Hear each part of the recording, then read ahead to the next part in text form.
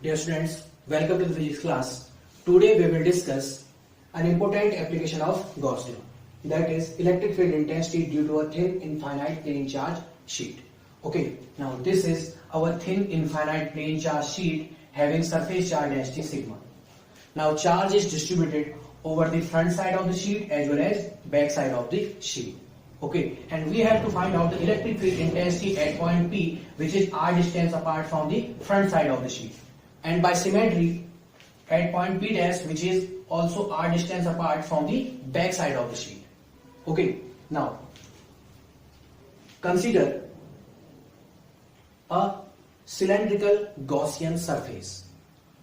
For that, which have 2r length and a cross sectional area. Okay, now electric flux can be passed through its curved surface, okay, through its curved surface and its ends and its cross sectional area. So let's talk about its curved surface area. Now for that, consider a area element ds, which is represented by an area vector, that is ds vector, which is directed outward from the surface, and the direction of electric field is away from the sheet, okay, directed away from the sheet. So E and ds vector both makes 90 degree with each other. So the flux passing through the curved surface area will be EDS cos 90, and the value of cos 90 is 0. So the flux passing through the curved surface area will be 0. Now,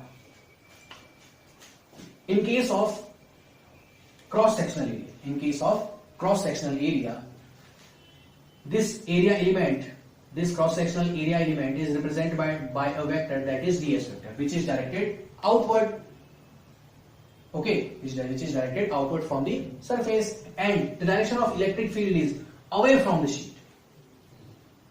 Okay, direction of electric field is away from the sheet. Now, in both cases, in front side and in back side, E and ds vector are parallel with each other. Okay, E and ds are parallel with each other. That means they makes 0 degree with each other. So the flux will pass through this cross-sectional area only. Now, the total electric flux passing through the ends of the Gaussian cylindrical surface, phi E is equal to surface integration of E dot ds plus surface integration of E dot ds. This is for the front side of the sheet, this is for the back side of the sheet. Okay, both are similar cases. Now, phi E is equal to q upon epsilon naught, we know from Gauss theorem. Now E dot ds, by using the dot product we get EDS cos theta. Since E and ds makes 0 degree with each other, so replace theta by 0 degree, we get surface integration EDS cos 0 plus surface integration EDS cos 0.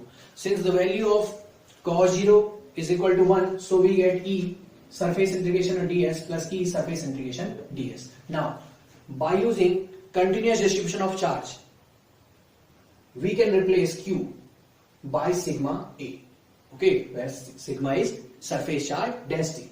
Okay, now sigma A upon epsilon naught is equal to E into, now we can here surface integration of ds represent the cross-sectional area, okay, the cross-sectional area, and we consider the cross-sectional area is A, so we can replace surface integration of ds by A, surface integration of ds by A, we get EA plus EA is equal to sigma A upon epsilon naught, okay, that is sigma A upon epsilon naught is equal to 2EA.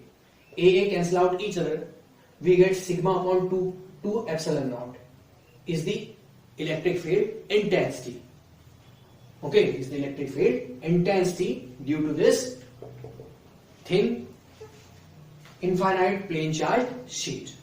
Okay, so the topic is done. Thanks for watching.